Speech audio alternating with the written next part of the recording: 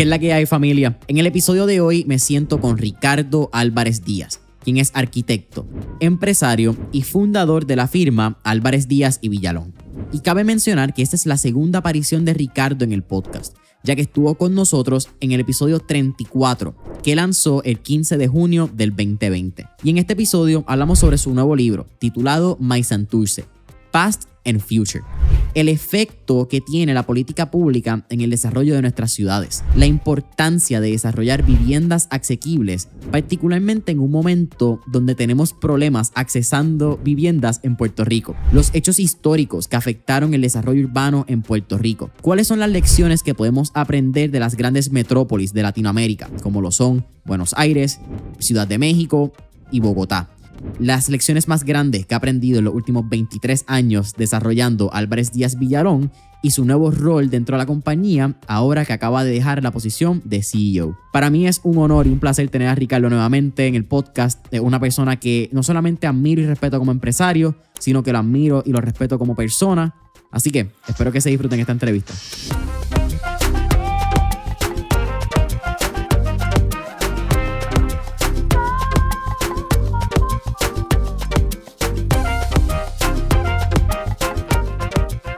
Ricardo Álvarez Díaz. ¿Qué está pasando, hermano? ¿Cómo estás, brother? Oye, de vuelta. Es bien importante decirlo. Bueno, pero es la primera vez que lo hacemos en vivo. No en vivo, sino... En persona. En persona. Porque la primera vez lo hicimos en medio de la pandemia, si no me equivoco. Episodio 34. Esto salió... Wow. Bueno, en el tema estábamos hablando todavía de Black Lives Matter, privilegios de blanco. Wow. Que fue bien interesante porque ese tema, que en ese momento estaba Black Lives Matter, pasamos al tema de blancos, negros, privilegios y terminó en el tema de Pruett Aigo.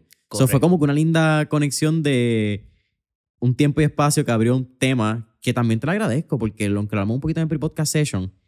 Ese tema de Pruett Aigo, como tú lo mencionas y lo traes, también atado a lo que es el Broken Glass Syndrome. Correcto. Fue mind-blowing, fue un eye-opener para mí porque entender que situaciones que en ese momento estaban pasando y se estaban hablando mucho porque era el trending topic del momento. Correcto. Y entender que no es algo necesariamente cultural, sino fue algo que, un punto específico que cambió la cultura, cambió Correcto. El comportamiento de estas minorías. Tú dices, wow, espérate, nuestros actos tienen una responsabilidad bien grande en el impacto que tenemos como sociedad. Totalmente. Además de que nosotros como miembros de la sociedad tenemos que tener bien claro que las decisiones que tomamos cuando vamos a elegir algún candidato puede afectar a la política pública y esa política pública afecta directamente a todas las generaciones. Y ese es un buen ejemplo en el caso de Pruett Aigo de cómo política pública afectó 3 generaciones de personas que en aquel momento tenían menos oportunidades. Así que yo creo que todo esto es relevante porque ahora mismo que estamos viendo cómo en el caso, no solamente en Puerto Rico, sino específicamente en los Estados Unidos y en el mundo entero, como tú estás viendo el tema del populismo o los extremos. O sea, si tú eres una persona moderada, pues no eres atractivo. Tú tienes que estar en extremos. Y eso, pues lógicamente, a veces dejamos que nuestras emociones tomen decisiones en vez de la razón. Y eso es normal, porque tú y yo creo que hemos hablado en más de una ocasión que el 90 y pico % de las decisiones que nosotros tomamos son emocionales, no racionales. Y lo que uno cree que está tomando una decisión basada en una realidad está basado en un momento histórico y el mob mentality. Y eso puede afectar por 3, 4 generaciones cómo vivimos, cómo compartimos y obviamente el futuro de nuestros hijos. Yo creo que fue contigo el que hablamos lo de los rebrandings, que fueron ese mob mentality y fue en ese como la gente reaccionaba en vez de actually entender, dejar que pase la marea y luego como que adaptarse Correcto. Y ver cómo estaba el estado, porque yo creo que es bien difícil. Man, quizás usando la marea y el mar de ejemplo. Cuando tú estás en el medio de una tormenta en el mar, tú no ves el horizonte, flaco. Tú estás viendo la próxima ola y velando cómo tú estás navegando con esa ola. Cuando el mar se calma, que de momento tú ves tierra y dices, yo no estaba tan lejos. Es que el momento no me dejaba verlo. Oye, no lo pudiste haber dicho mejor. En el caso de mi profesión, que es arquitectura, uno está obligado a educarse, que tú no puedes pensar en los próximos 2 años, tienes que pensar en los próximos 30, 60, etc. Primero porque la construcción impacta a muchas personas, pero también tú vas a desarrollar proyectos o vas a desarrollar un plan urbano que no es para que sea efectivo hoy, tiene que ser efectivo por generaciones. Y tomar decisiones basado en la manera que uno se siente hoy cuando se levantó virado, definitivamente no aplica. Inclusive antes de esta conversación que estábamos teniendo ahora, estábamos hablando sobre cómo decisiones urbanas han destruido la posibilidad económica de diferentes áreas en Puerto Rico. El ejemplo que estamos hablando es la Valdoriotti de Castro. Cuando esa autopista la desarrollaron, automáticamente separó Santurce de Condado. Entonces, se habla de diferencias de clases sociales, pero esa visión de que el automóvil es más importante que el ser humano, lo que hizo fue que básicamente en un lugar le dio oportunidad de crecimiento y en otro lugar destruyó la posibilidad de crecimiento de la ciudad. Y las decisiones que tomamos pueden, como te estaba diciendo, pueden afectar generaciones, y decisiones tan, quote unquote, sencillas como hacer una nueva autopista dañó 3 o 4 generaciones de inversión económica que hicieron en el área de Santurce, por decirte. Definitivamente bueno, vamos a hacer un caveat antes, importante mencionar. Libro, My Santurce, Past and Future, espérate, camarita. Aquí, si están viendo en video, Andelani Press, quiero hablar un poco más de este tema. Técnicamente tu primer libro que tú escribes, pero es el segundo que lanzas. Sí. Porque tuviste Places of Purpose, que fue en el 2017, que ese fue como un libro como tal de la firma, ¿verdad? Más que de Ricardo. Sí, fue un libro básicamente que hablaba de la trayectoria de la compañía desde el año 2001 o 2 hasta el 2017.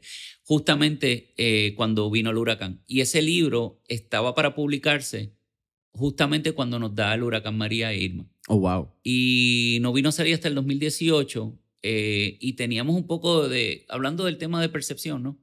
Y de las aguas, y pues decíamos, ¿será el momento ideal de sacar un libro que habla de la compañía cuando la situación en Puerto Rico está media limitada? Y decidimos que sí, porque era una buena manera, primero, de recordar que tenemos mucho talento local, exitoso, y 2, lo que hicimos fue que todas las ganancias del libro se donaron a Habitat for Humanity. O sea, que es una buena manera de tú balancear que hay que darle proyección a lo local, pero también apoyando a las personas más necesitadas después del huracán. Claro. El segundo libro fue un libro que en el año 2012 a mí me llamó Noris Rivera, que en aquel momento ella estaba editando, ella era la editora del área de construcción del Nuevo Día, y me pidió que escribiera un artículo sobre Santurce. Y basado en eso yo escribí un artículo, y ese artículo, como estaba como el Nuevo Día lo ponía en el internet, pues mucha gente empezó a tener acceso y nos empezaron a contactar para ver si había más información, dónde conseguirla, de una manera bien orgánica. Y hasta que un día yo dije, ¿tú sabes qué? Debería coger ese artículo y debería de alguna manera hablar sobre la historia de Santurce, dónde estamos ahora, pero también proyectar dónde yo entiendo que debería estar. Eso está dividido básicamente en 3 partes. Y por eso es una publicación bastante personal, por eso dice Mi Santurce. Yo nací en Santurce. Mi abuelo, cuando vino de Cuba, su primer negocio lo abrió en Santurce. A mí me bautizaron en Santurce. Nuestro negocio, como tú sabes, estuvo por muchos años en Santurce. Mi esposa también nació en Santurce.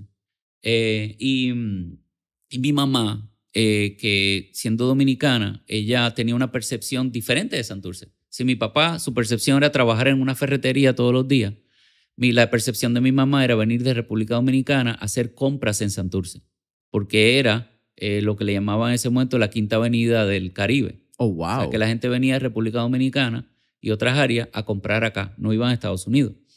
O sea, que Santurce, de una manera directa a mí, y mi abuelo estudió en la Central High.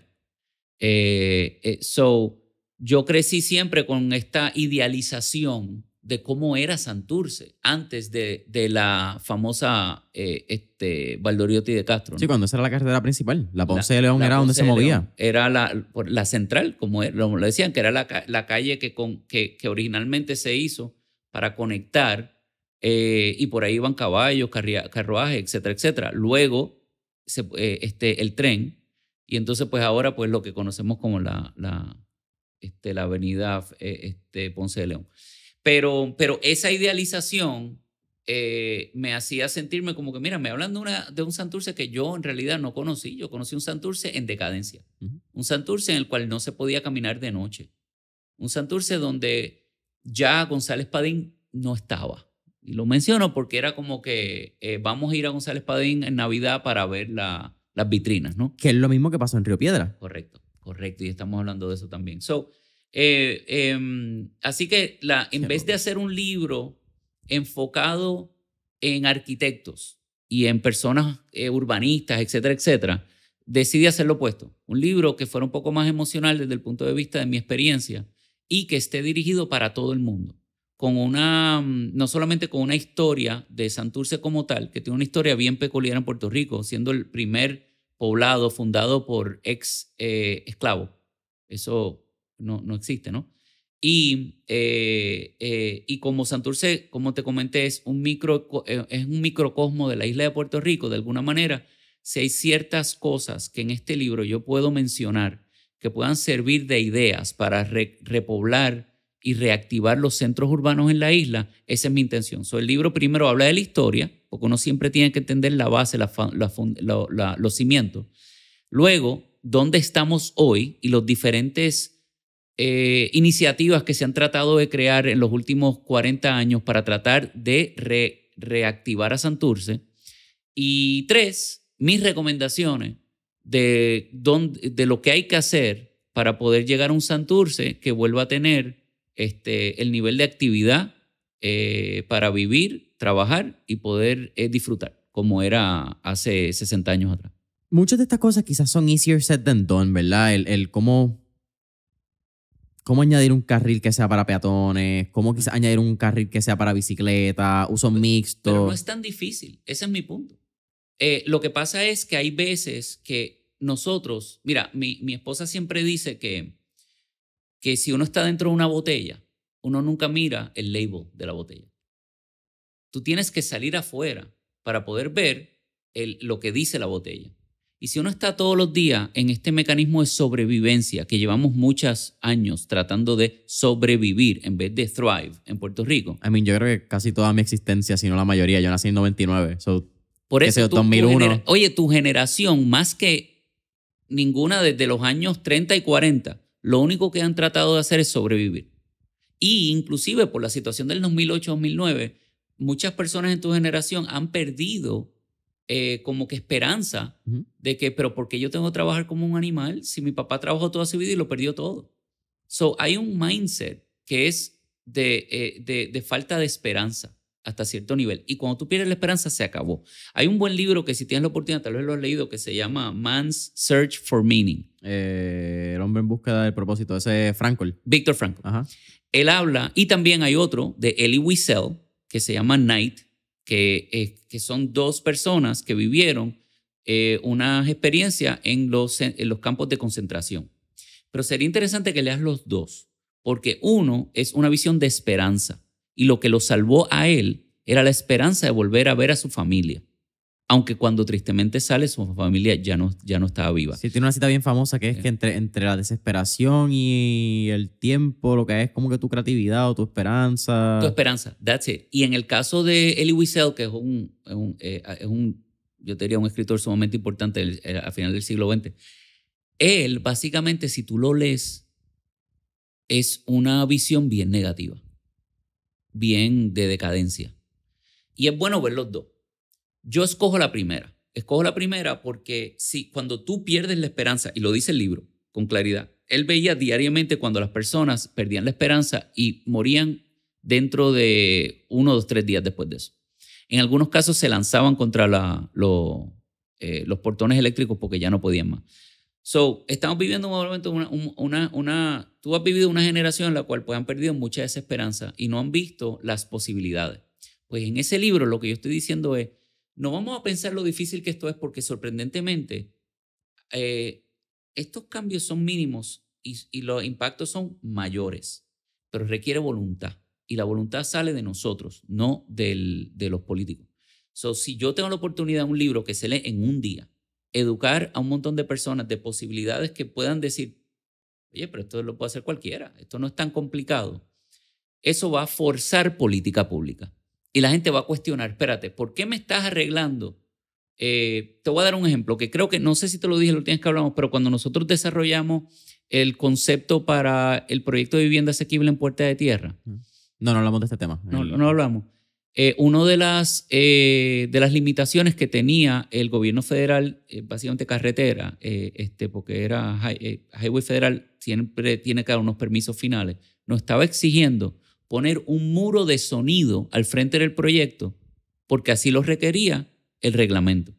Y yo, pero es que la visión de este proyecto es abrir las puertas, no darle la espalda a la comunidad. Y si tradicionalmente tú tienes un parking ahí, pues pones un muro y no hay problema. Pero nosotros, si te fijas, todas las puertas abren hacia el frente y tienen parking paralelo. Si yo ponía un muro ahí, o sea, y no hacía ningún sentido. Y lo que me decía la persona en aquel momento es que, entiendo, arquitecto, pero es que eso es lo que requiere el programa.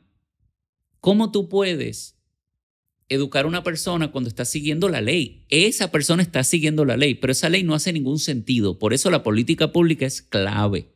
Es clave. Volviendo al tema que dije al principio, que cuando elegimos a personas, tenemos que estar conscientes que esa política pública puede definitivamente afectarnos por generaciones. Gracias a Dios, esto es una persona consciente y trabajamos juntos para lograr eliminar, no tener que cumplir con ese requerimiento. Pero ese es uno de muchos ejemplos que te puedo dar que tú dices, algunas de estas cosas están implementadas hace generaciones, pero nadie las cuestiona. Claro, las damos por sentado. Las damos por sentado. Y si tú no luchas, aunque sea de una manera sencilla, con sentido común, no vas a poder cambiar el mindset. Y la visión con esta publicación es cambiar el mindset. Te puedo decir que estoy sumamente agradecido de la cantidad de personas, no solamente personas dentro de la profesión, sino la mayoría totalmente fuera. Desde líderes de industria hasta empleados de gobierno y también personas en la política que lo leen y dicen, pero es que esto es lo que yo he pensado hace años. Fantástico. Yo no quiero que digan que Ricardo es un genio, porque yo, sinceramente, no te miento, lo que está ahí escrito es una compilación de mucha data e información que existe. Yo, si hay unas cosas que soy, es que yo no soy un genio. Yo lo que sí sé es coger toda esa información. Eso me llena de orgullo porque piensan que la idea es de ellos, porque es sentido común. Y si eso hace que podamos cambiar un poquitito la visión de cómo podemos al menos saber decir que no, porque nadie dijo que no a la Valdoriotti de Castro. Y tal vez no te van a decir que sí a cómo arreglarlo, pero al menos que digan que no. ¿Ok? Y después buscamos una solución. Que aprendan a decir que no. Qué interesante que eso es algo que yo creo que en negocio hablamos mucho, la importancia de decir que no. Pero la política pública es lo contrario. Tenemos que decir que sí, porque la política pública, decir que sí, nos gana votos, nos gana posiciones. Correcto, porque porque el sistema está organizado de una manera la cual va en contra del sentido común. Who's the bigger yes man? Correcto. Para que después, entonces, a mí me ha impresionado mucho, mano. Yo no sé si tú lo piensas igual, Jason, pero a mí me sorprende con la facilidad que te hacen promesas y después como que no hay ningún problema luego de las elecciones. Se les olvida, no, es que ahora la situación es diferente. O sea, yo no sé si a ti te pasa, pero cuando yo hago una promesa, si yo no lo voy a cumplir, yo tengo que tener un montón de justificaciones y razones y data para yo poder decir, miren, cometí un error en esa promesa.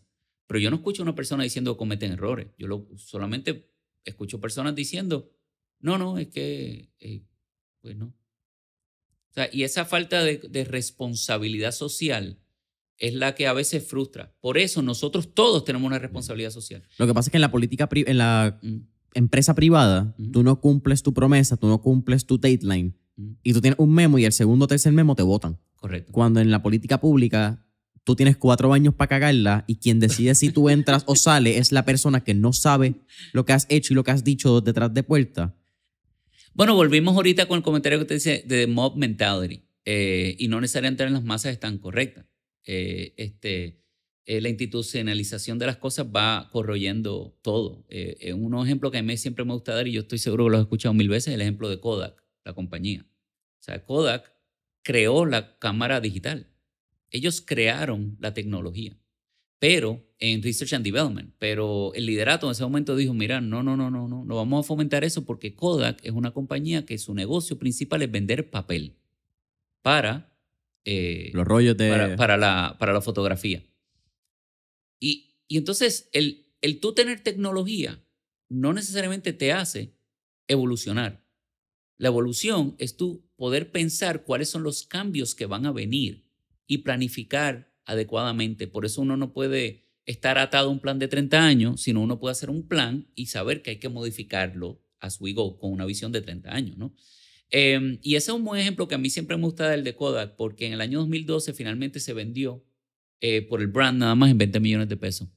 Cuando en un momento dado era una de las compañías más importantes. Y tú y yo podemos hablar horas, y tú debes tener millones de compañías que tú sabes que en su momento eran las compañías más grandes en el mundo. Sears, Woolworths, etcétera, etcétera, etcétera. Toys R Us. Correcto. A mí todavía me duele Toys R Us. A mí me duele más Barnes & Noble, te tengo que decir que sí, está flojo. Pero tocaste en un punto. Y no existen. Y no existen muchas veces por la yo te diría la inactividad o, más que nada, me gustaría decir por el ego humano. El ego las crea y el mismo ego las destruye. Y por eso tenemos que estar conscientes que el ego, hablando de urbanismo un momentito, porque el tema del libro, el ego de tu coger y decir, el carro, el vehículo es el nuevo líder, no el humano, y tenemos que llegar lo antes posible, independientemente de las consecuencias, pues hay que hacer una autopista. Y esa autopista ha creado unas consecuencias que todavía al día de hoy, 70 años después, no hemos podido recobrar. Pero entonces aquí me voy en el toma y dame contigo, Ricardo, porque...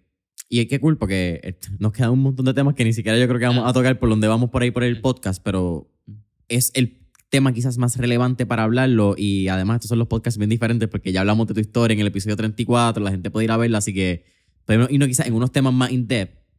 Pero, ¿qué solución tú le tienes a este problema actual donde, es verdad, el carro no es la figura principal, es el individuo? Tenemos que crear ciudades caminables, ciudades que nosotros podamos integrarnos a la ciudad. Yes. Porque algo bien interesante y un punto de vista que lo tengo en un notes. Tengo un notes recientemente en mi celular que se llaman pensamiento idea. Y cuando de momento me llega algo, lo apunto porque en algún momento algo puede suceder. Y el año pasado, que yo estuve corriendo mucho, eventualmente empecé a correr bicicleta, me doy cuenta que nuestra relación con las ciudades va a ser directamente proporcional a nuestro método de transporte. Correcto. Cuando tú corres una ciudad, la ves bien diferente de cuando la corres en bicicleta. Totalmente. Y la ves hasta aún más diferente cuando la corres en un vehículo. Correcto. Pero en un Puerto Rico, donde cada vez más tenemos más vehículos, cada vez más tenemos menos espacios para caminar, no hay una política pública de acera, no hay una política pública de carriles de bicicleta, no tenemos un sistema que se ha desarrollado para crear comunidades, y tampoco tenemos un buen transporte público como quizá lo tenemos en ciudades de Latinoamérica. Correcto. ¿Cómo nos movemos? What's the next step? No, tenemos... hay 3 cosas que te puedo decir. Zumba. Número 1, y voy a empezar nada más primero con esos 3 temas y después podemos llegar a más detalles. Para tú, cualquier reto, y tú sabes esto igual o mejor que yo, o sea, cualquier reto que tú tienes en tu negocio día a día, pues lo tienes que identificar. Y nosotros tradicionalmente sí sabemos dónde están los retos. Tú los acabas de mencionar. Pues no hay unas áreas adecuadas para caminar, ni bicicleta, ni correr, ni etcétera, etcétera. El transporte público no es tan eficiente como debería ser. Todo eso, esos son todos los retos. Barely existent. Esos son todos los retos. Ahora, vamos a ver 3 temas que pueden atender a eso y luego cómo implementarlo. 1, lo que se llama en inglés walkability, que es caminabilidad. Que básicamente tú dices, pero hace sentido. Pero caminabilidad está más amarrado al tema de infraestructura. ¿Qué es lo que hay en el área? Se supone que tú puedas, según esa visión, caminar y en 15 minutos tú puedes hacer dentro de un radio de 15 minutos las cosas más importantes. Trabajo, comida, vivir y disfrutar. Entonces, si tú sigues desarrollando nuevas comunidades fuera del área tradicional de centro urbano, pues todas esas comunidades no tienen las 3 cosas. Puede que tengan vivienda, y puede que tenga algún nivel de caminabilidad de vivienda, pero te toma más de 15 minutos ir de allí caminando a un supermercado. Y te toma más de 15 minutos caminar de allí a una escuela. Y te toma a la escuela de tus hijos. Y te toma más de 15 minutos ir a un teatro. Entonces, vamos a buscar lugares que ya lo tienen. Pues Santurce, por ejemplo, porque por eso es que te dije que un microcosmo de Puerto Rico tiene teatros, ¿verdad? Tiene supermercado, tiene arte, educación, tiene hospitales, vivienda. Tiene vivienda. Pero ¿cuál es el problema de Santurce? Conectabilidad. No es que no tienen ya la infraestructura, es que tú no puedes necesariamente cómodamente caminar estos lugares porque las aceras están destruidas, de noche no hay luces, hay un problema de seguridad y no hay suficientes personas muchas veces viviendo porque cada día el costo de vida aumenta, la renta aumenta y no necesariamente tú puedes vivir allí, ¿verdad?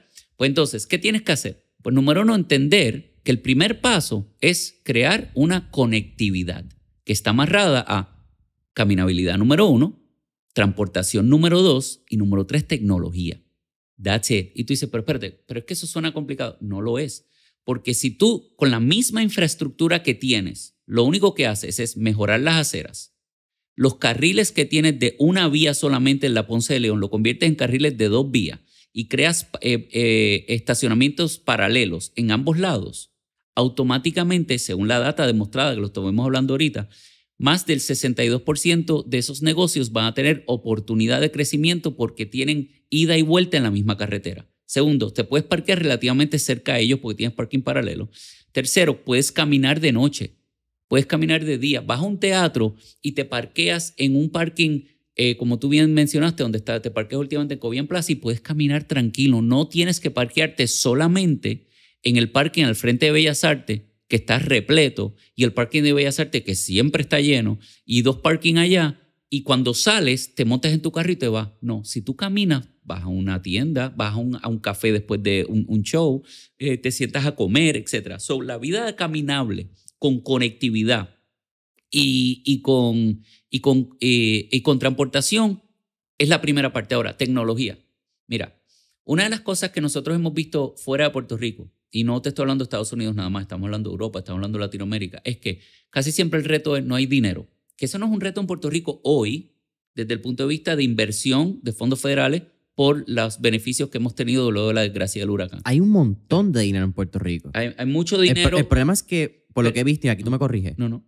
muchas veces o no entendemos todos los requisitos o los requisitos son de más para poder, y entonces de momento tenemos noticias que dice hay $300 millones para esto. De momento cuando vamos a las pequeñas letras, a los terms and conditions, espérate, Puerto Rico no es, o no podemos hacerlo y no podemos utilizar 250 millones. Yo creo que también hay un problema de... Sí, eso, pero mira, y es un buen punto que tú traes, y quiero traerlo al momento de acabarlo del tema de tecnología, rapidito, porque hay lo que conocemos como las APPs, que tú puedes... Alianza pública-privada. Que tú puedes traer compañías que básicamente hacen la infraestructura para que tú tengas conectividad. O los postes de luz, por ejemplo, tengan Wi-Fi integrado. Ese Wi-Fi está conectado a un app que sabes en qué momento está llegando la guagua. La guagua no tiene que estar en un carril específico y ese carril extra que estaba vacío 10, 15 minutos al día tiene más acceso para minimizar el problema de tráfico. Te puedes sentar en un café, como dijimos anteriormente, tomar un café y tú, me paro ahora porque está llegando la guagua, no tienes que estar sentado en una parada de guaguas todo el día. Esa tecnología existe y es bien económica, eso no es complicado. Ya tú y yo, cuando vas a montarte en un carro, ¿qué es lo primero? Te metes a Google Maps o te metes en cualquiera de ellos, Apple Maps o lo que sea. ¿Por qué yo no sé dónde está la guagua?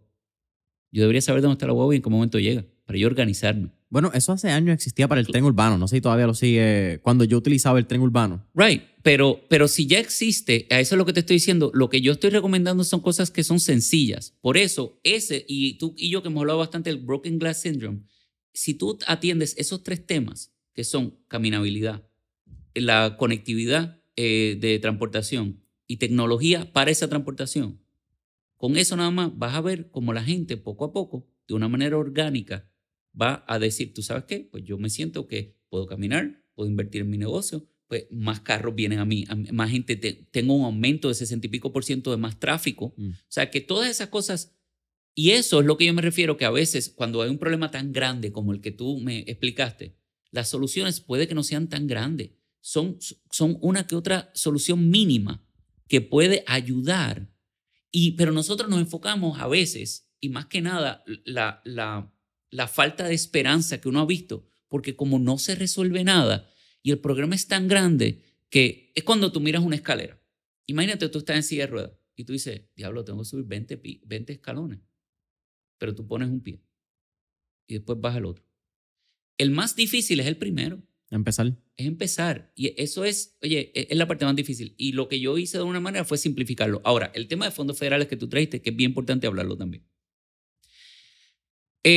Los fondos CDBGDR, ¿okay? Que son los de Disaster Recovery, y los MIT, que son los de Mitigation, que vienen amarrados a los $20,000 millones que nos asignaron, que ahora mismo el Departamento de Vivienda está administrando. Son separados de los fondos de FEMA. Eso es separado. ¿Okay? Esos fondos están enfocados no solamente para arreglar las cosas a nivel de como estaban antes, que es como FEMA. FEMA te da dinero y te dice, yo te doy dinero, pero tienes que arreglarlo como estaba. No es que no te dan dinero para tú poder mejorarlo y optimizarlo. CDBGDR, sí. Y eso existe. Y la preocupación que yo te puedo decir general, vamos a empezar por la preocupación y después te voy a decir cómo lo que yo recomendaría y cuál sería la solución, es que nos pase como los fondos Jarra en el 2009. Vinieron los fondos Jarra, varios billones de dólares, y después en el 2011 se acabaron de gastar. No, hay una diferencia entre gastar e invertir. Si nosotros no empezamos a invertir los fondos que hemos tenido la oportunidad de recibir después de las tragedias que hemos vivido, tanto los huracanes como los terremotos, y la pandemia también, pues vamos en 5 a 6, 7 años gastar los fondos y vamos a estar en el mismo lugar donde estábamos en el 2008. Porque si nosotros no invertimos para el futuro, en vez de solamente gastar, pues eso es lo que va a pasar. Y esa es mi preocupación mayor. Ahora, el programa de fondo tiene ciertas limitaciones, correcto. Pero yo te puedo decir, y tú sabes que yo no estoy en política, y cualquier persona que quiera leerlo, se va a un website que es CDBGDR Puerto Rico. Si lo escriben en Google, CDBGDR PR, va a encontrar los 27 programas.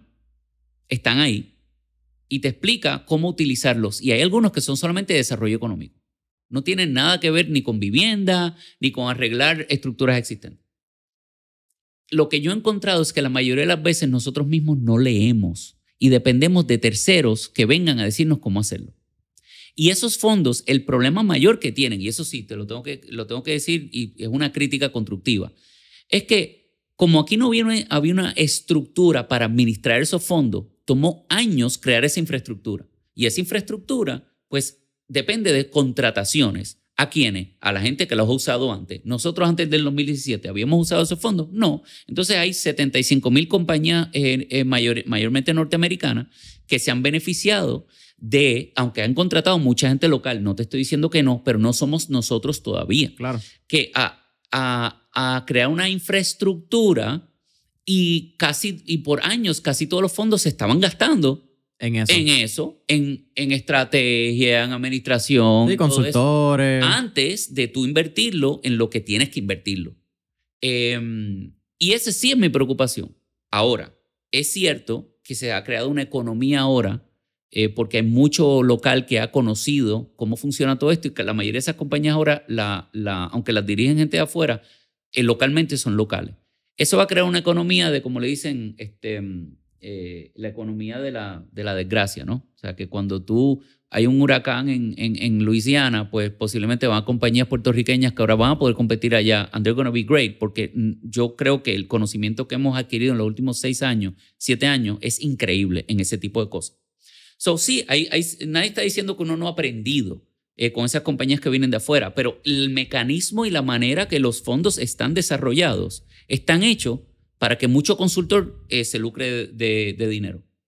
¿Por qué? Porque muchos de esos programas inclusive se crearon porque cabilderos norteamericanos ayudaron para la creación de los mismos y obviamente quieren beneficiar a sus compañías. Eso es una realidad. Creo que fue en tu caso que para uno de los primeros proyectos de vivienda asequible, creo que el requisito eran que haber trabajado con 2 departamentos Sí, de mano, vivienda. Entonces, ustedes casualmente eran de los únicos que lo habían hecho en Puerto Rico. Y Es que fue no como había nadie. Es que imagínate, si tú pones una regulación que dice que para tú poder competir en un proyecto tienes que haber trabajado con 2 departamentos de vivienda estatales y en Puerto Rico nada más hay uno, pues entonces de una manera obvia estás diciendo no pueden competir los locales. Claro, dicen, no, porque hicimos una competencia, todo el mundo puede competir. Eso es falso. Porque aunque te digan eso, la realidad es que los locales no pueden competir. What's the barrier of entry para la competencia? Right, pues eso es todo. Eso es algo que nosotros tenemos que aprender a negociar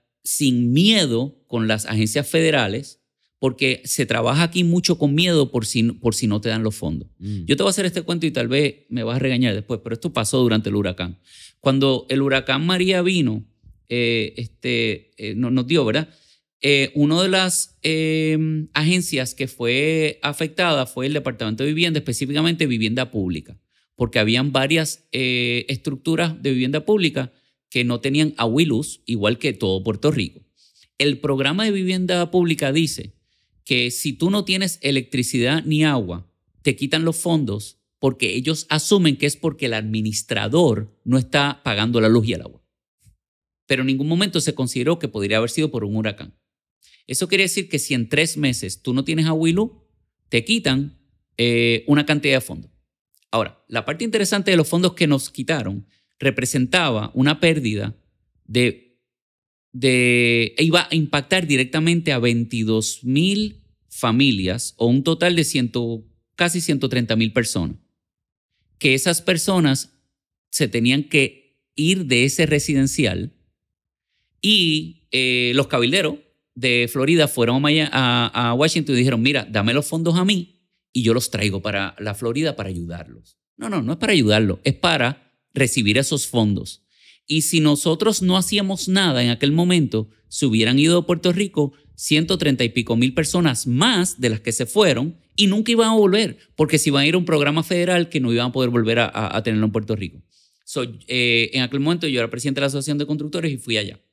Me reuní con la subsecretaria de Vivienda y le expliqué. Y le dije, mira, en Puerto Rico esto es lo que está pasando. Y requiere que ustedes hagan una dispensa, pero la dispensa venía solamente por el Congreso, por un acto de Congreso, no lo podía hacer el secretario de Vivienda nada más. Pero requerí, y el día después de yo regresar, salió una noticia en la prensa y me llamó un alcalde X, que de verdad no lo quiero tirar al medio, pero fue un alcalde que me llamó a regañarme, que cómo a mí se me ocurría poner en riesgo la relación con Estados Unidos y los fondos federales que vamos a recibir de vivienda, exigiéndole que hicieran un cambio. Gracias a Dios, claro, cuando recibí esa llamada me asusté porque dije, ¿qué habré hecho? Tal vez la ignorance is bliss, right? And I love that. Porque mientras menos uno sabe, a veces uno puede hacer más, créeme.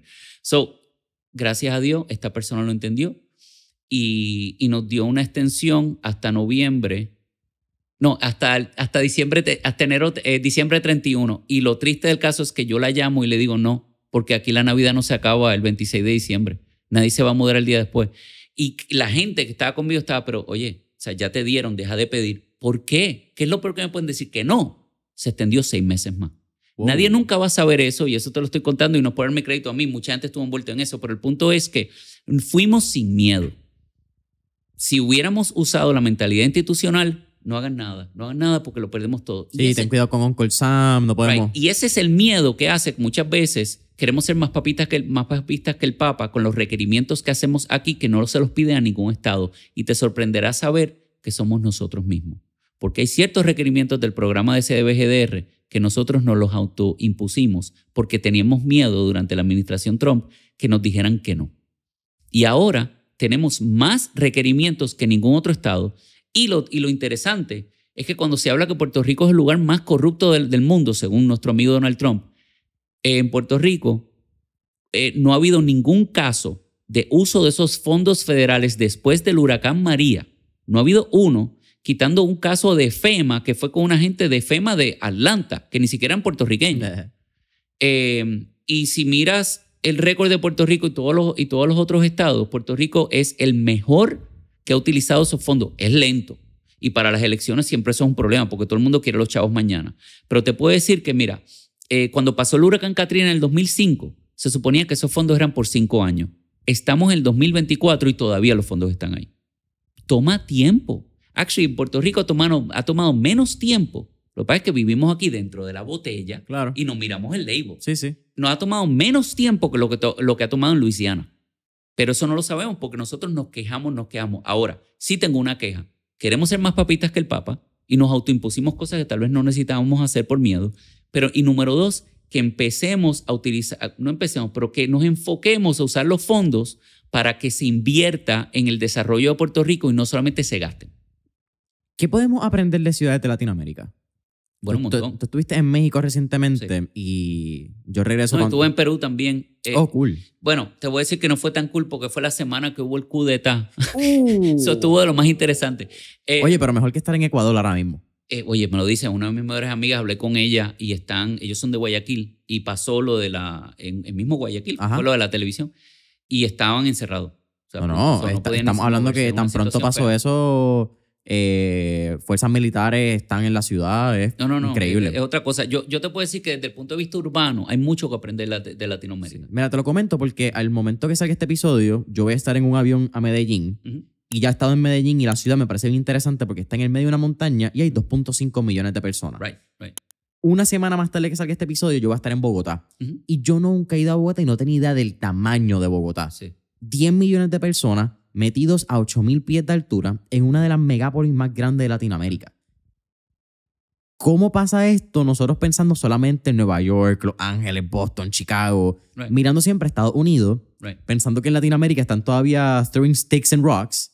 Y yo estoy de acuerdo contigo. No, una de las cosas que Latinoamérica, yo te puedo decir, y también Latinoamérica amarrado a la visión urbana europea, ¿sabes? Porque hay una realidad. ¿Sabes? No me voy a meter en el tema cultural mucho, pero sí, mucha de la organización urbana de toda Latinoamérica está directamente relacionada a la relación urbana de diseño en lo que viene siendo el diseño europeo, que es el diseño de escala humana, que está diseñado para el humano, no para el carro, para tu caminar. O sea, que el grid está identificado. Sí, esas son de las fotos que tú miras desde arriba y ves que hay una conectividad de la ciudad. Vivir, trabajar y disfrutar. O sea, que esas son las 3B, como yo lo diría, ¿no? Sin embargo, una de las cosas que yo he visto interesante, especialmente en un lugar como Colombia y también como Brasil, ha sido la política pública.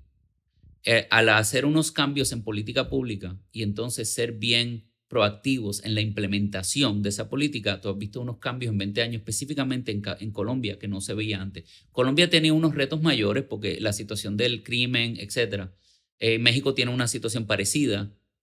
Ahora México está mejorando la economía después de la pandemia porque como los Estados Unidos está reinvirtiendo más local y no tanto en China, claro. Pues entonces ahora México, el peso está en 22 cuando estaba en 17. Eso está movilizándose. Y Latinoamérica va a empezar a ver unos beneficios por eso. Sí, creo que este año fue el primer año que Estados Unidos importó más de México que de China, no sé cuántos años. Yo no sé cuántos años, pero obviamente fácilmente por los últimos 25 años. O sea, y cuidado. Ahora, pero desde el punto de vista urbano hay mucho que aprender. Uno de los retos que tiene Latinoamérica es básicamente la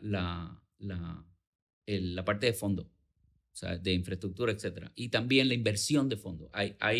Para tú hacer estas estructuras y esta inversión grande de infraestructura requiere que tú tengas inversión internacional. No es que sea americana, pero sea canadiense, sea europea, etcétera, etcétera. Sí, en el caso de Colombia creo que fue Corea del Sur quien dio dinero para todo lo que es el sistema inteligente de seguridad, el tren, etcétera. Pero fíjate, cuando tú dices que dio el dinero, fue una APP y no es que dan el dinero. Ellos básicamente invierten y lo manejan.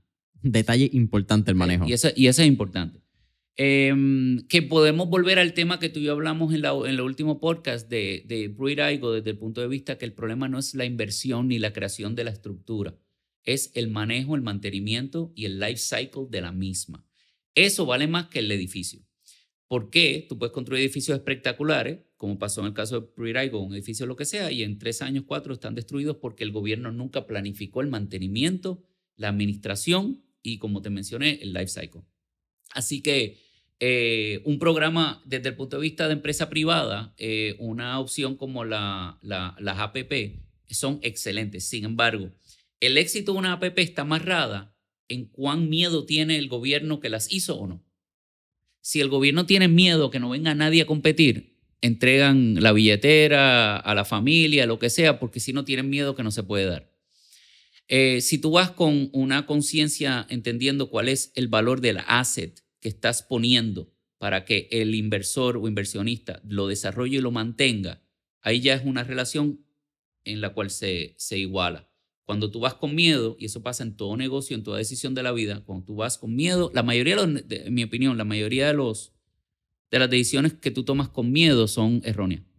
Y como yo lo describo, es que, y disculpa que cambié el tema, pero mira, cuando tú estás en high school y tú estás enamorado de una mujer y no le hablas por miedo que te digan que no, pues entonces tú nunca vas a tener la oportunidad ni siquiera de tener esa oportunidad. Tú ni siquiera entraste a la subasta. Cero. Si tienes miedo a competir contra otra compañía porque voy a perder, pues entonces tú nunca vas a saber. Si tienes miedo a decir que no, por eso el tema de saber decir que no, porque la situación económica está mal y le tienes que decir que sí a un cliente que tú sabes que es tóxico, que no tiene los valores que tú tienes, que no se identifica con tu misión y misión, pero tiene dinero, pues cometiste un error. No, ninguna decisión con miedo. Tengo miedo a quedarme jamón, me voy a casar. Tú, lo más seguro duras 3 días de casado. La realidad es que todas las decisiones de tu vida que están amarradas con miedo tienden a crear una situación de desbalance. Y ese desbalance pasa también en las APP.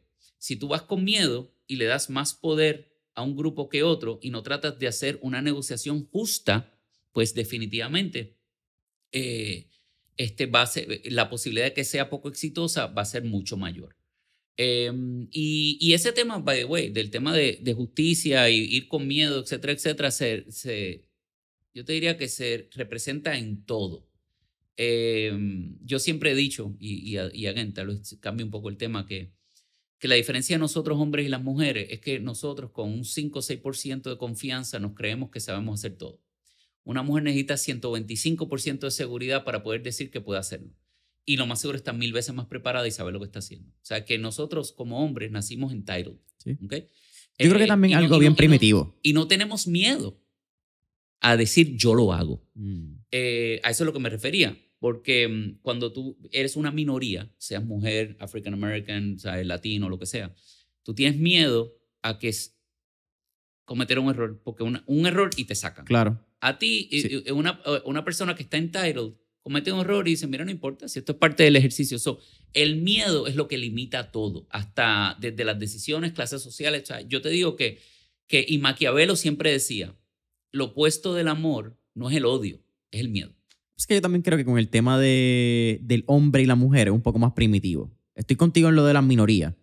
Creo que el tema del hombre y la mujer, particularmente si nos vamos, qué sé yo... Tú sabes que tú y yo estamos en desacuerdo con eso. Y yo quiero que tú te leas un libro que se llama Lean In, ¿okay? Que escribió Sandberg. Ella era la CFO COO o CFO, ahora no me acuerdo, de Meta, de Facebook. Ajá, por eso. Y se llama Lean In. Si quieres, lételo. Y después tenemos la conversación. Okay. Porque mi esposa, por meses, cada vez que llegaba a mi cama, estaba ahí arriba de la cama. Arriba de la cama y yo, me tengo que leer esto. Y la realidad es que cuando yo que tengo un negocio que el liderato es... Mayormente mujer. Todos son mujeres, yo soy el único hombre. Y en la oficina hay, yo te diría, ahora mismo hay como un 70% mujeres y un 30% hombres. Yo tengo 3 hijas y tengo una perra. Yo te puedo decir que si tú te lees ese libro, al menos te va a dar un insight de que independientemente mujer, hombre o lo que sea, para no amarrarlo tanto en el tema de sexism, el tú tener un nivel de entitlement te da una visión de ti mismo distorsionada. Full. Que te da confianza, sí. Te elimina el miedo y entonces te enfoca de una manera que te expone a poder ser más exitoso. Claro, sí tienes un tunnel vision. Correcto. No, y fíjate, no estoy en desacuerdo contigo en ese tema, déjame aclararlo. Estoy en total acuerdo contigo. Porque es algo que tiene data. Correcto. Cuando tú miras el lado de que, como tú dijiste, el hombre no necesitamos estar preparado. We can fucking fake it till you make it. Oh my God, yeah. Y funciona. Y funciona. La mujer, aunque puede fake it till you make it, no va a hacerlo porque hay estereotipos, te denigran como mujer, sabes que estás más vulnerable a distintas situaciones. muy probablemente el Pero lo mismo consejo le pasa eso a al la hombre. minoría. ¿no? Bueno, a la minoría también. A la minoría en general. Sí, sí, sí. Pero es Latino, peor para una Áfrico. minoría que también es mujer. Oh, that's like o sea, case scenario. Right. Lo que pasa es que yo creo, y aquí es donde quizás estamos en desacuerdo, que no creo que es tanto desacuerdo, simplemente yo creo que es Una opinión diferente. ¿no? y un nivel de la conversación que va un poco más allá del tema de acuerdo o desacuerdo. Sí. Es que si miramos 5,000, 6,000 años atrás, el hombre quizás no tenía mucha opción. No era la opción de, pues puedo fake it till you make it, me puedo quedar en mi casa. Porque quedar en la casa es un privilegio. En aquel momento era, Right. hay que salir a cazar. ¿Tú sabes cazar? Pero no sé. Pero tú estás claro que eso fue hace 5,000 años. Sí. Y yo lo que digo es que mi punto sobre eso es que, y ahí a veces tengo, yo te diría, y no es en el caso ese tuyo, ¿verdad? Pero en general tengo dificultad en comentarios como me dicen personas de otra generación más, o sea, no mi generación, te estoy hablando de generación de mis padres. Tú eres X, un boomer, Un boomer Ajá. que me dice, pero Boomer.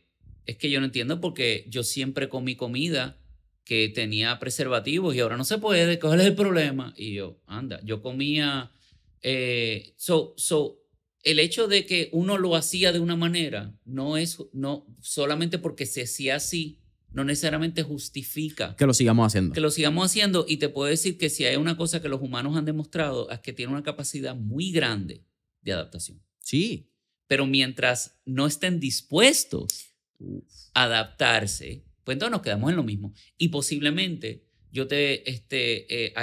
está amarrado en algo de que, pues tal vez muchas veces todos nosotros estamos en oposición al cambio y lo sabemos porque el ser humano es así. Sí, el cambio es lo difícil. El cambio es lo incierto, lo que desconocemos. Correcto. Y esa incertidumbre, pues entonces muchas veces crea miedo. Y entonces, pues ahí es que tú sabes que las decisiones que tal vez estás tomando estás equivocado. Oye, Ricardo, quizás haciendo, y tú haciendo ese puente de, Oye, hemos hablado de incertidumbre. De mil cosas aquí. Súper cool, diferente. Misterioso. Sí, sí. Pero todo en el urbanismo y el impacto que tiene el diseño, ¿verdad? Porque a veces no lo pensamos. Y yo creo que es bien diferente al primer podcast. Y eso es lo cool también de que... mi relación contigo ha sido bien diferente. Nos hemos encontrado en varios eventos, sí. Hemos tenido como que small talks. Me has tenido que saludar públicamente. Que eso te desprestigia. Estoy consciente. No, al revés. Para mí es un privilegio tener conversaciones con personas como tú y un shout out a Angemili, que fue la culpable original que hizo ella es la culpable de todo. Ella es mi esposa, by the way. Que no le he conocido y lo hemos hablado. Shame on you. Sí. Yo soy Álvarez Díaz, ella es la Villalón. Ella es la mejor parte. Bueno, yo digo de chiste que antes era Álvarez Díaz and Group, después Álvarez Díaz a Villalón y ya mismo es Villalón y el otro tipo. Villalón y él. No, ni siquiera tal vez Villalón. Que, by the way, esto yo sé que no tiene nada que ver, pero es un chiste, pero por años, cuando yo iba a la escuela de mi hija, el muchacho que está en la entrada, que es una persona encantadora, siempre me saluda, Villalón, Villalón. Hasta un día que yo le dije, mira, tú sabes que mi apellido no es Villalón, es Álvarez Díaz. Mi esposa es la que es Villalón. Y de ahí en adelante, ¿tú sabes cómo me dice cada vez que me ve? De Villalón. Todo el tiempo, de Villalón, de Villalón. Yo, brother, hermano. Lo hubiese dejado en Villalón. Sí, lo hubiese dejado en Villalón, tremendo gallo. Pero no, el punto es que sí hemos tenido la oportunidad de vernos, hemos conversado 1000 veces y de verdad que yo no sé si te lo he dicho suficiente, pero I think it's amazing lo que estás haciendo y el hecho que hayas... ¿Cuál es este podcast ya? ¿Qué número 200? 248. Eso es increíble. O sea, y fíjate, es increíble porque la cantidad de información que vas a seguir teniendo y oportunidad para que personas los estés impactando de una manera positiva, que van a ir a donde ti dentro de 5, 6, 7, 10, 20 años y tú decir, tú sabes que hace años yo escuché tal cosa y me cambió la vida. It's awesome. Y el impacto que tú puedes tener macro, inclusive es mucho más que tal vez personas que están educando en un mundo un poco más cerrado. So, te felicito. It's awesome. No, thank you. Mira, ayer fue... Preparándome para esta entrevista, me interrumpió un gran amigo que me llamó y él salió el episodio 100 y 150, un shout out a Andrés Saya. El 100, un episodio que al día de hoy, 2 años y medio después, gente lo para todavía. Me está diciendo, hace 2 semanas estaba en una boda y alguien lo paró a hablarle del podcast. Tú sabes que a mí me han hecho eso. Pero fíjate, lo interesante es que los que me han parado siempre son personas jóvenes o padres de los hijos que escucharon el podcast. Estaba en una actividad hace poco y me dijo, mira, mano, tú estabas el otro día en un podcast. Y yo, el otro día, mano, ¿cuándo fue que tú y yo hablamos? ¿Hace 3 años, 4? Vamos para 4 ahora. Right. Y claro, me dice eso. Y yo, 4 años. Y yo no sé qué me estaba diciendo. Me dice, no, que estabas hablando. Y yo, wow, que el hijo estaba pompeado. porque le habían dicho 70 veces que no estudiara la carrera. So, nada, it's awesome. Y eso Que tú lo dijiste en, Sí. en ese episodio. Right. Que cuando tú estabas estudiando la carrera, mucha gente te dijo que no. Y que tú sientes una responsabilidad actualmente de ser Totalmente. esa persona. Sí, que sí, sepan. y así estamos tratando de correr el negocio de una manera atípica, porque por años los negocios de arquitectura no se veían como negocios, eran estudios de arquitectura. Claro, era el lado de creativo. creatividad. Ajá. Mi enfoque es tener un balance y demostrarle a todo el mundo que nosotros podemos tener un impacto serio, usar el negocio como una plataforma para hacer el bien, pero también crear una mentalidad empresarial. Para que cualquier otro profesional que entre en esta industria entienda que tú tienes una excelente oportunidad de vivir bien, pero también tienes una responsabilidad de vivir bien, que son dos cosas diferentes. Porque tú tienes que poder pagarle a todo el mundo un salario que sea digno, no las porquerías que tradicionalmente la carrera nuestra paga. Pero es across the board, no es solamente en tu carrera, yo creo que across the board en Puerto Rico. No, en el caso, bueno, tú tienes razón. Lado creativo, en el caso de quizás. arquitectura, te puedo decir que es así en Estados Unidos, le pagan una basura. También. Sí, sí, sí. Delineadores y todo esto. No. Mira, mi primer trabajo, que tú sabes que ya lo hablamos para no repetirlo, yo trabajé en Nueva York.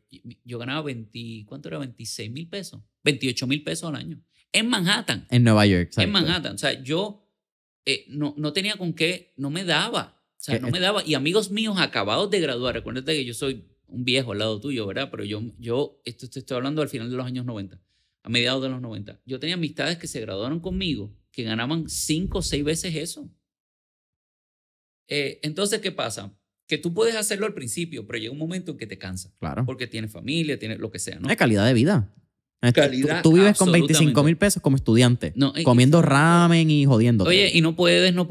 El punto es que nosotros tenemos una responsabilidad, todos los negocios, todos, de básicamente entender que las compañías no existen, sino por la gente.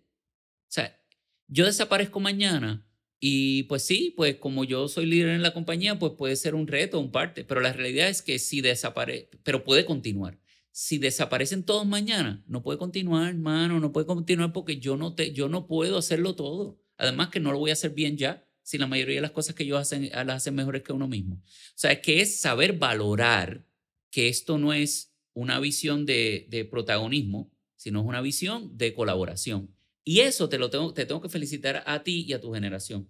Porque tu generación, con esa falta de esperanza muchas veces, entendían que la vida tiene que estar más balanceada. Que no puede ser nada más billete. Tiene que ser dinero, pero también algo que tú puedas decir que te está llenando el alma y que tengas un propósito para hacer tu negocio.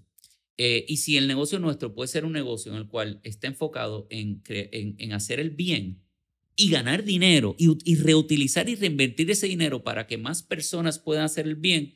Ejemplo, si yo tengo la oportunidad de hacer un proyecto, by the way, esto es la opinión mía, que quede claro, yo no quiero que se vea como que estoy criticando a otra persona que lo hace diferente, pero esto es una decisión muy personal nuestra como compañía.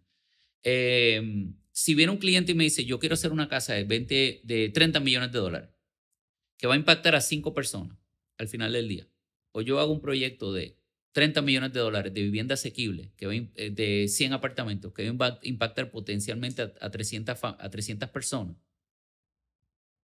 ¿qué tú crees que yo voy a coger? El proyecto. Claro. Ahora, ¿y cuál tú crees que va a tener posiblemente más publicidad en la revista? La casa. La casa. Es la que gana premio. Correcto.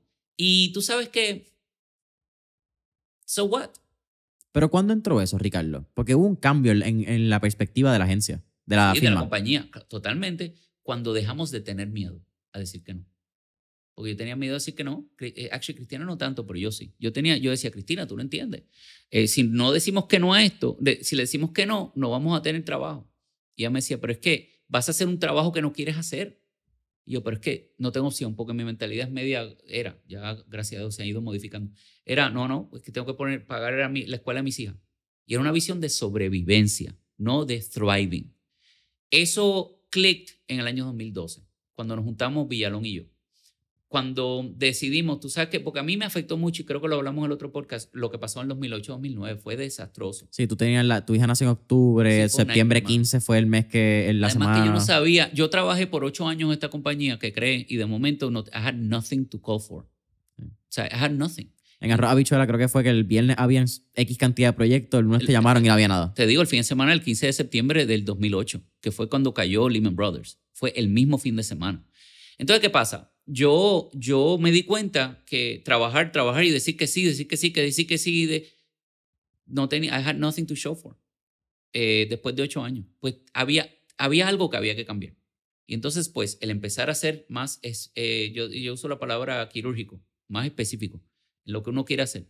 Conocerse uno mismo para saber qué es lo que te llena, porque la realidad es que a veces uno mismo no sabe, toma tiempo. O sea, yo decir, mano, levantarme hoy y, o sea, que yo me levante todos los días y diga que this is kind of cool, that I do what I do.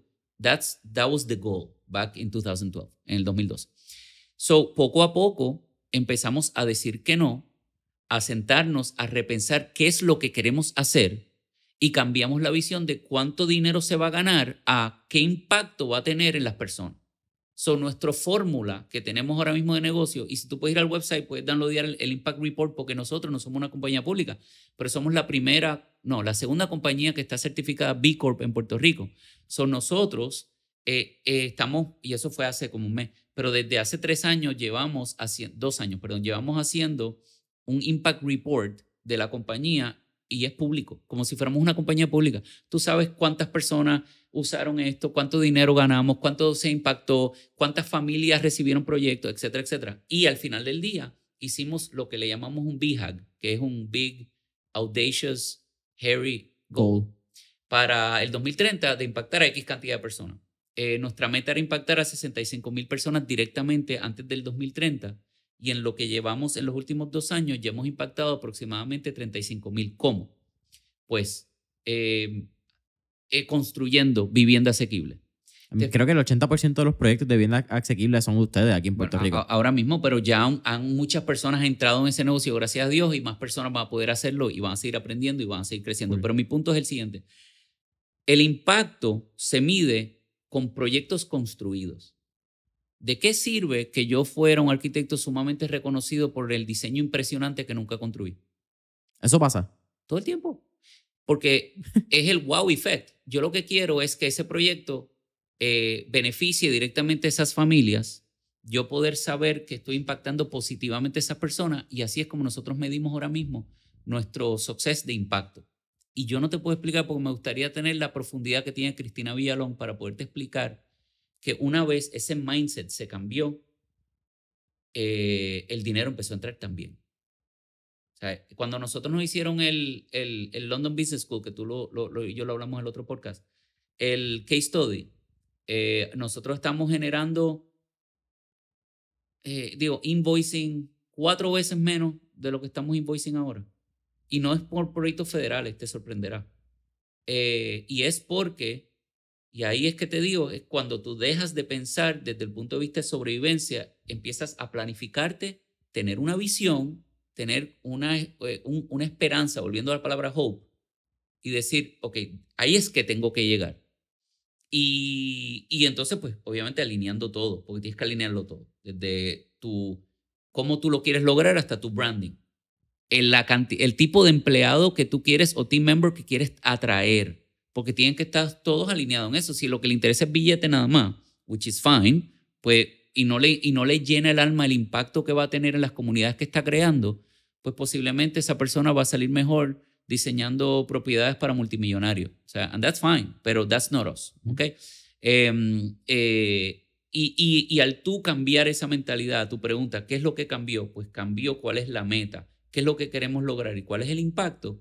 Pues sí, nosotros en vez de gastar dinero, pues hemos seguido reinvirtiendo en la compañía. Tenemos ahora mismo, yo te diría que el 3D Printing Lab más avanzado del Caribe. Nosotros tenemos un VR room que está enfocado solamente en virtual reality y augmented reality para poder darle una experiencia diferente al cliente y nosotros mismos tener la oportunidad de ser más eficientes en los diseños. Cosas tan tontas como si nosotros de verdad tenemos una visión de sustainability de verdad y tradicionalmente, por darte un ejemplo, los arquitectos hacen un mock-up para que se vea físicamente y los clientes puedan ver, por ejemplo, un setup en miniatura. Para Sí, la lo que sea. maqueta. No, pero no una maqueta. Te voy a dar un ejemplo. Nosotros estamos trabajando en unos control centers que si tú te sientas, tienes que tener todo un escritorio todo desarrollado con todos los monitores, ver cuál es tu visión, porque vas a estar sentado 8 horas al día, etcétera, etcétera. Antes tú tienes que construirlo y reconstruirlo para que la gente se sentara y lo vieran, etcétera. Ahora, nosotros le pusimos una silla, se pusieron el augmented reality y podían caminar por todo el proyecto, no solamente el escritorio. Y eso, esa tontería que te estoy contando, yo te puedo decir que ahorró 4 meses en el desarrollo del proyecto sin gastar dinero extra y también materiales que van directamente, que no lo van a reciclar, que va a ir a un vertedero. A un vertedero. Así que, y esas son cosas tontas, pero son cosas que definitivamente nosotros estamos haciendo reinversión. Creamos una división de Research and Development también, solamente para estar avanzados. Tenemos ahora un acuerdo de colaboración con un grupo de Suecia para el tema de nada más de AI, para poder nosotros lograr identificar áreas dentro de la arquitectura tradicional para poder lograr eficiencias. Nosotros no podemos convertirnos en Kodak. Punto. Tenemos que estar siempre mirando porque, mira, mi abuelo siempre me decía que uno no puede ser la liebre, tú tienes que ser la tortuga. Ve lento, pero vas a ganar. El tú querer ser el más flashy, el que más tienes talento, porque yo no te puedo decir si nosotros somos los que más tenemos talento. Eso definitivamente I have no idea. Yo estoy seguro que hay gente que tiene 75,000 más talentos y puede escribir ese libro 1000 veces más y tiene más conocimiento. Pero una cosa que nosotros tenemos es básicamente tenacidad. El que gana es el que tiene tenacidad, mano. No es el que tiene el talento, te lo digo. Es una combinación, pero mayormente tenacidad. Este es el libro de Angela Duckworth. Right. Grit, absolutely.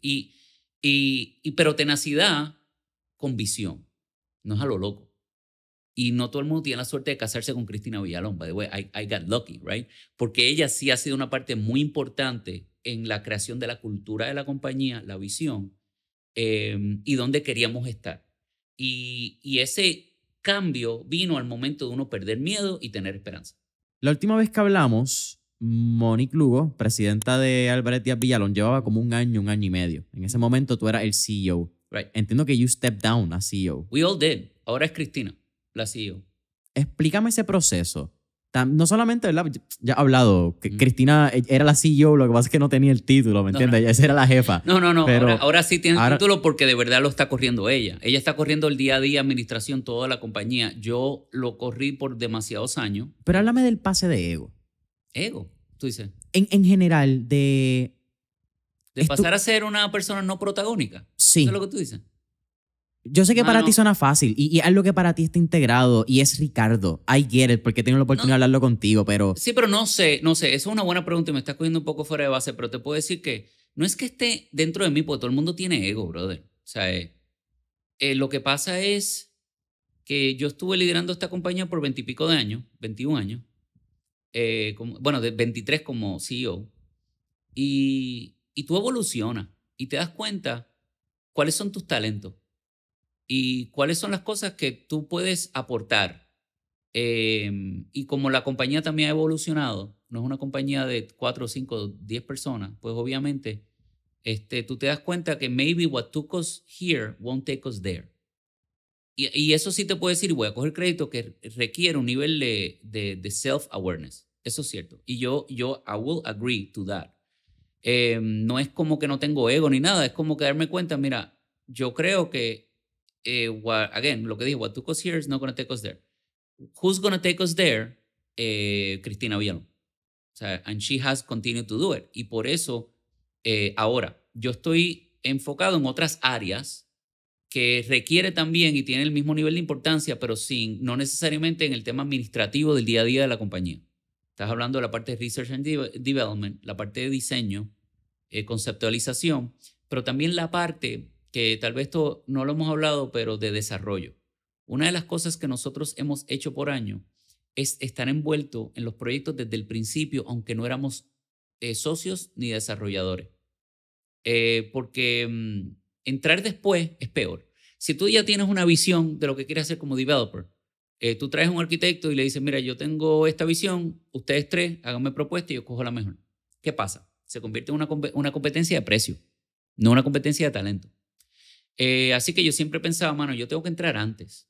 para poder estar en ese proceso de creación de cuál es el producto que quiere hacer el developer antes de que ya lo tenga planchado y que nada más venga para que uno lo diseñe. Y eso sí hemos sido bien exitosos en los últimos 12 años porque normalmente nosotros entramos al principio. De eso nos llevó de una manera orgánica a, ¿quieren ser socios de alguno de los proyectos de desarrollo? Ok, podemos ser socios. Great. Y después nos llevó a nosotros crear los proyectos y buscar los desarrolladores. Porque si yo quiero impactar de una manera positiva el área de Río Piedra, como tú y yo hablamos ahorita, pues yo tengo que crear el proyecto yo, porque no necesariamente los desarrolladores tradicionales están dispuestos a invertir o desarrollar en lugares como Santurce o Río Piedra. Pues yo creo la idea, yo creo el concepto, busco financiamiento y traigo el desarrollador. Pero como ya lo traigo y yo creé todo, pues ya yo soy el arquitecto porque vine antes de tiempo. Y eso ha ido evolucionando a nosotros ser ahora liderar proyectos de desarrollo, nosotros mismos. Y entonces cuando la gente me dice, es que no hay trabajo suficiente, pues yo lo que pienso, y esto sí te lo digo, que hay cosas que yo no estaré seguro de mi vida, pero yo estoy seguro que tú no puedes esperar a que caiga el maná del cielo. Y la visión tradicional del arquitecto es, me llamarán cuando me llamen porque yo tengo talento y me van a buscar. Como yo no sé si tengo talento o no, pues yo voy a salir adelante a buscar antes de que me busquen. Y es el ejemplo ese de que la persona se está ahogando y dice, mira, esto lo has oído 1000 veces. Sí, no, me lo mencionaste. Es que le para mí es tan importante porque yo no voy a esperar que llegue. Por ende, yo voy a crear trabajo para mí. ¿Y cómo lo creo? Desarrollándolo yo mismo. Y ya yo tengo asegurado trabajos por un montón de años que no he tenido que buscar por competencia. Porque si yo lo busco por competencia, automáticamente tengo menos chances de ganármelo. Primero, porque puede que, por 1000 razones, o sea, puede ser que sean mejores que uno, lo que sea, yo no sé. El punto es que yo no quiero llegar ni enterarme si tengo que competir o no. Y eso es lo que yo te diría que es uno de los ejercicios y responsabilidades que yo tengo en la compañía para poder seguir creando esa oportunidad y siendo una parte bien proactiva en la parte de conceptualización y diseño otra vez. ¿En algún momento pensaste quitarte de la compañía como CEO? Yes. ¿Por qué no te quitaste? Porque en aquel momento pensaba que no tenía opciones de a quién me iba a traer. Pero yo I was exhausted y yo quería quitarme todo el tiempo. Todo el tiempo. Te estoy diciendo que los últimos, después, yo creo que yo me he querido quitar como 20 veces. Y siempre es por miedo. Pensando, mano, yo no sé, ¿qué más vamos a poder hacer? ¿Cómo vamos a poder hacer esto? La situación económica es un desastre. Es más que nada, yo te diría que en esos momentos está más amarrado el tema de cansancio emocional. Y eso te hace no tener visión y te hace tener miedo. Pero a tu punto ahorita, si es un tema de ego, no, yo lo que creo que es un tema de evolución y es un tema que de self-awareness. I would say that. Again, no sé, y maybe si me hubieras preguntado hace 20 años, maybe la contestación hubiera sido diferente. Te hubiera dicho jamás, porque yo soy el centro del universo. Pero no sé, uno va evolucionando. Sí, no, pero es que creo que las dos palabras que utilizaste, ¿verdad? La evolución y what's gonna take us to the next level y self-awareness requieren despegarte de tu ego. Te requieren tú reconocer que quizás Villalón, en este caso, Cristina, es mejor que yo. Y decir que otra persona es mejor que yo, está cañón.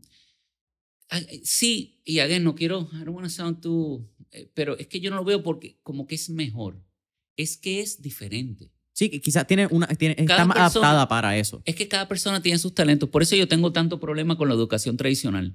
O sea, ¿por qué tú tienes que estar educando en matemáticas desde primer grado hasta 12 y cálculo a gente que más nunca en su vida va a tocar cálculo y posiblemente los hace sentir como que no tienen no son inteligentes cuando la realidad es que ese no es su área. Ese no es su área. O sea, la inteligencia emocional es mucho más importante que cualquier otra inteligencia, punto. No importa el conocimiento que tengas, más aún cuando el conocimiento lo puedes buscar en internet mañana. Claro. O sea, que la inteligencia emocional y critical thinking es lo más importante, en mi opinión. ¿Qué pasa?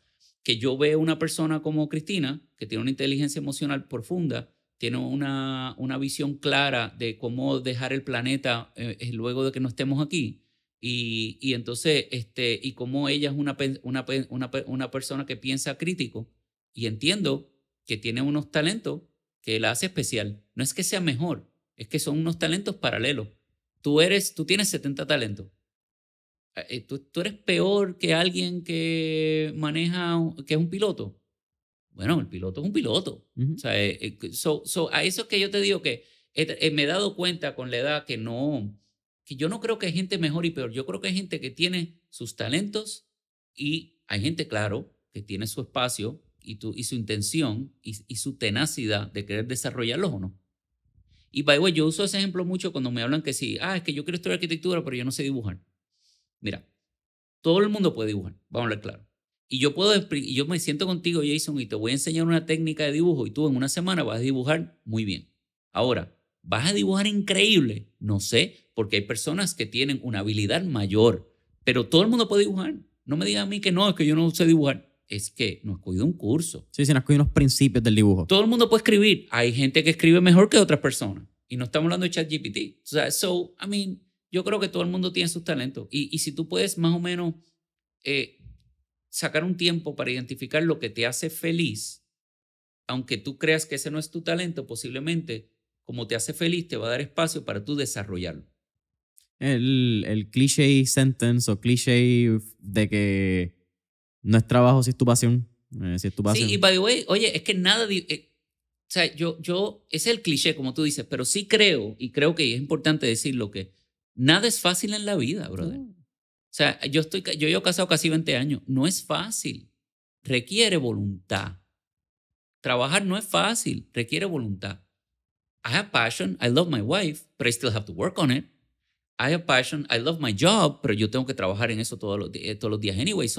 Esa idealización también extrema es negativa. De que, es que yo odio mi trabajo, por ende no debo tener pasión. Mano, o sea, volvemos al tema extremos en la política, lo que sea, todos extremos. Vamos con calma. Vamos a desarrollar esa pasión. No se supone que un día ya tú seas un experto también. Toma tiempo. Y hay días que van a ser más difíciles que otros. El cliché, yo creo, es que te dicen que lo importante es el journey. Es un cliché, pero eso es verdad. Es bien cierto. Es lo importante del journey. Si tú nomás te enfocas en el end goal, te vas a dar cuenta muchas veces, y yo siempre digo end goal, pero te vas a dar cuenta que si ignoras esa experiencia, cuando logres lo que supuestamente tú quieres, no te va a llenar. Mano, el caso del podcast. Si tú me preguntas a mí 4 años, cuando nos sentamos, 3 años y medio, vamos para 4 en junio, probablemente yo pensaba que íbamos a estar en un lugar bien diferente. Porque tú piensas 4 años y tú dices... Right. Pero de momento, y yo creo que es la primera vez que yo lo hablo públicamente, yo me he querido quitar un par de veces. Que yo he dicho, diablo, estoy bien harto de esto. Right. 2 años más tarde, ¿verdad? Hace 2 años, pero 2 años más tarde, pues, hay unos procesos que se automatizaron, hay un proceso que ya yo no soy parte de la edición, quizás he tomado un poquito más de rol de director creativo con lo que se hace en el podcast, y uno empieza a moverse y entiende. Pero si yo no hubiese tenido esos momentos que yo estaba hastiado, que yo no quería hacer una próxima entrevista, pero que yo me dije, espérate, yo tengo que hacer esto, mañana yo me tengo que levantar a esa entrevista y es mi responsabilidad porque yo lo decidí, the journey wouldn't be the same because there wouldn't be no journey. Estoy de acuerdo. Y by the way, de seguro te pasó ayer. Tú, coño, tengo que volver a entrevistar a este tipo. Eso debe ser... En verdad fue más la hora, no te voy a mentir, que estar contigo. Yo estaba súper pompido para Ricardo hasta que dijo, 9 de la mañana puede, y yo... Porque la gente piensa 9 de la mañana, no es temprano, pero es 9 de la mañana estar en el ámbito para entrevistar. No, yo estoy claro, hermano, te lo digo molestando, pero sí, cualquier persona que te diga que nunca ha pensado que o dejar su trabajo o que estaba harto de su esposo o esposa, they're not being honest with themselves. He lying. O sea, and that's fine. O sea, yo no... hay días que mis hijas quieren ahorcarme, pero eso no significa que no me quieren. O sea, que... Y todos tenemos nuestros días. Y todos tenemos nuestros defectos, que esa es otra cosa. Volviendo al tema de self-awareness. Si tú empiezas a identificar cuáles son, pues al menos puedes... ¿Sabes en qué me ha ayudado mucho? En ser tolerante. Porque una vez tú te das cuenta que, mano, yo estoy fallando aquí, aquí, allá, pues entonces las expectativas de los demás no es que bajen desde el punto de vista que tú esperas que las personas reaccionen, sino que tú puedes ser un poco más tolerante y más, at least, te puedes poner en la cabeza de esa persona y entender por qué tal vez les ha pasado lo que ha pasado. Pero te digo, mira, mirando para atrás toda la experiencia que hemos tenido y la evolución, y oportunidades también como el libro, o sea, de escribir y educar, etc. Yo no lo cambio. Y no sé si te lo he dicho ya, pero una de las mejores momentos que yo he tenido fue, yo había escrito un artículo hace años en Nuevo Día y alguien me llamó y me contactó preguntándome si podía ayudar a su hijo porque quería estudiar arquitectura. Yo no conocía a esa persona, nunca la había conocido, fue una persona que me llamó a lo loco. Y que él quería entender como padre cómo podía educar a su hijo porque él entendía que era un error masivo que estudiara la carrera. Él era ingeniero. Y yo le dije, mira, y le dije mi opinión. Y entonces pues me lo agradeció, se acabó la llamada y se acabó. 2 años después me escribió para darme las gracias porque él, con la conversación que tuve con él, que by the way, entiende, yo no conozco a esta persona, fue una llamada a lo loco porque vi un artículo. Él se quitó del medio y le dio la oportunidad a su hijo a estudiar la carrera. Y que había pasado 2 años y que su hijo no podía haber estado más feliz.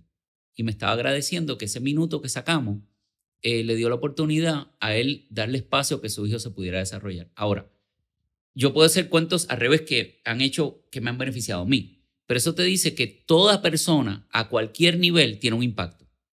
Y hasta como uno le dice buenos días a una persona, etc. Y uno tiene que estar consciente de que todos los días uno tiene que tratar de impactar a las personas de una manera positiva.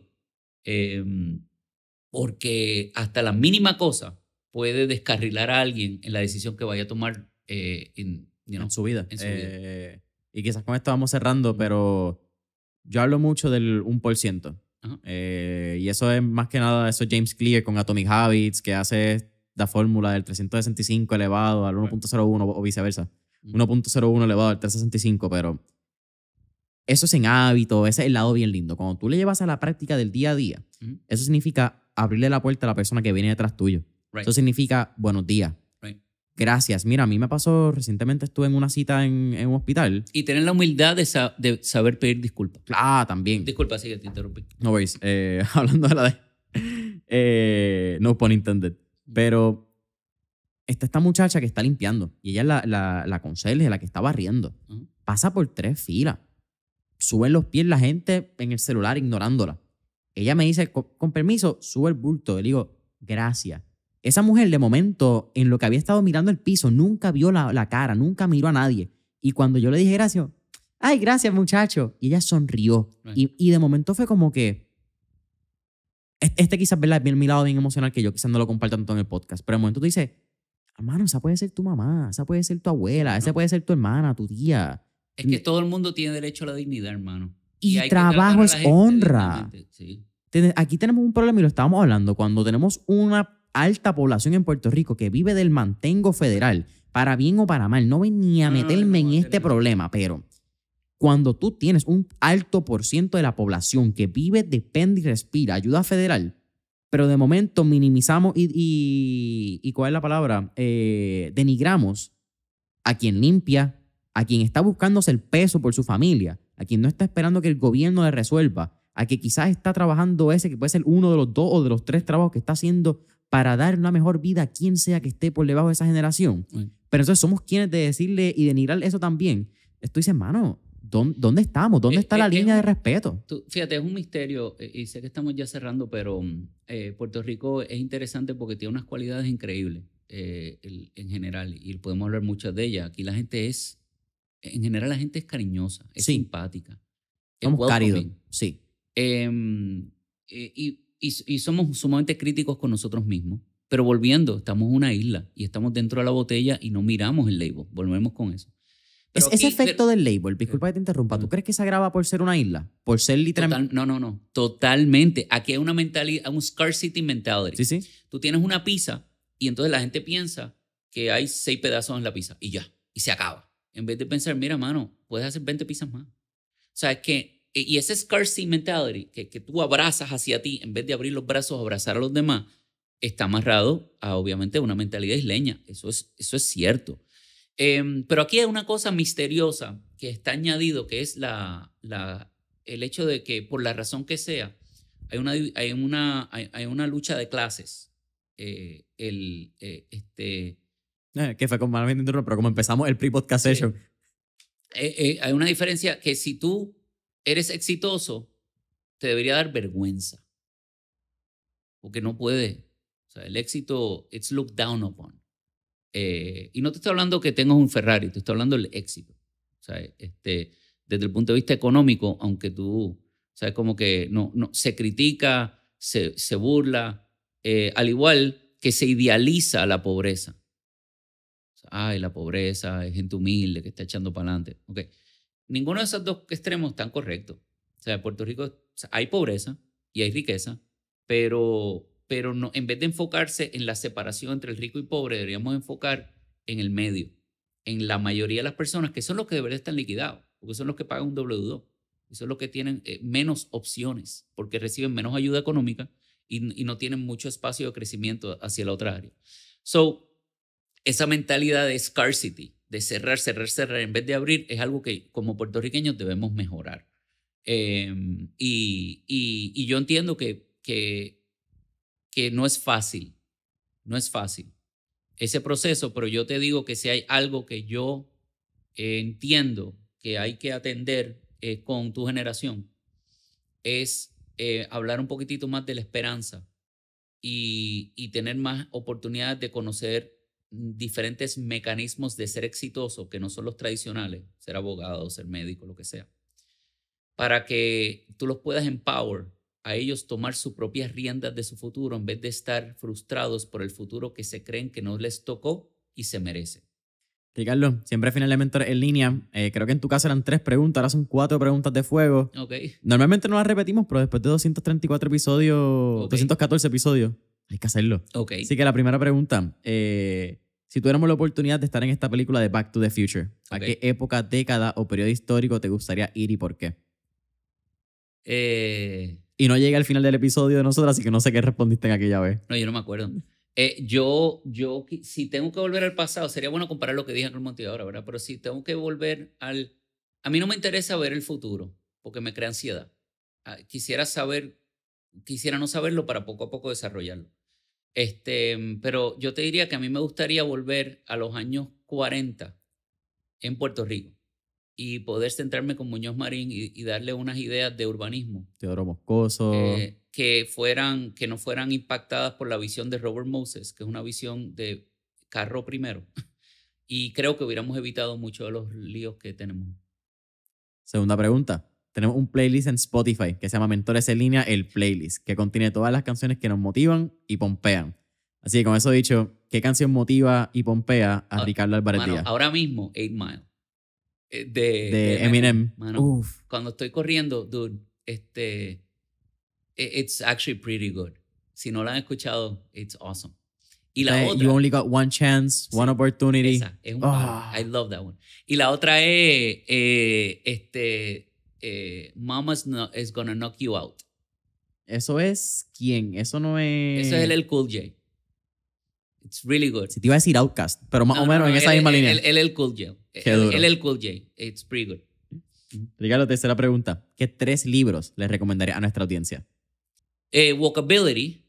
Ese libro habla sobre la facilidad y la data de la importancia de caminar y no estar solamente en un vehículo. Ahora mismo me estoy leyendo un libro que se llama Astors, que te da la historia básicamente de la familia Astor en los Estados Unidos y cómo tú puedes tener todo el dinero del mundo y perderlo, which is quite shocking.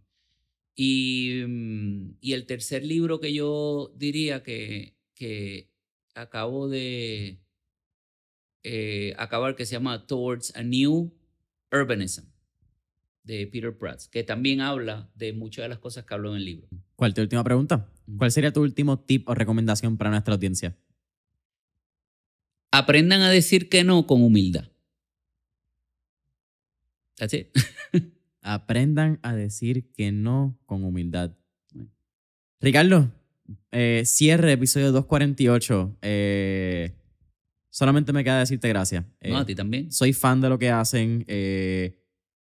Mano, agradecido de verdad que saqué casi 2 horas y media en este caso. Pero agradecido por la amistad, agradecido porque siempre abre los brazos y nos abrazas, valga la redundancia. Y en verdad agradecido por lo que estás haciendo, porque dentro del campo, y quizás no nos dé tiempo a hablarlo tanto, pero la visión que han tenido de desarrollo asequible, de vivienda digna para todo el mundo, que las viviendas nos unan y no nos separen en un momento donde tenemos un problema de vivienda tan grande en Puerto Rico, habla mucho de la esencia de Ricardo. Y quizás hoy hablamos con Ricardo Álvarez Díaz, la persona, no Ricardo Álvarez Díaz, el arquitecto fundador de Álvarez Díaz Villalón. Y no lo doy por sentado. Agradezco tu tiempo, agradezco esta conversación que siempre nos ha apoyado desde el episodio 34 cuando estábamos hablando babosada. Así que... I loved it. Pero tengo que escucharlo otra vez, a ver qué habré dicho. No me acuerdo. Está mejor pensando 34 y 248 que tú dices, diablo, hace 4 años. It's good, man. Okay. It's good. Yo lo escuché hoy. Está mejor de lo que tú esperabas. Sí. Okay. Yo vine en el carro y yo, diablo, esa pregunta estuvo dura. Bueno, Ricardo, cuéntanos. Gracias. ¿Dónde pueden conseguir Álvarez Díaz Villalón? ¿Dónde pueden conseguir el libro? Cualquier información, redes sociales, etcétera. Bueno, pues el libro lo pueden adquirir en andelanipress.com. También pueden adquirirlo en diferentes librerías en Puerto Rico. Están y a través de también en Estados Unidos, Amazon, ese tipo de cosas. Pero andelanipress.com. Si quieren entrar a la firma es alvarezdiazvillalon.com.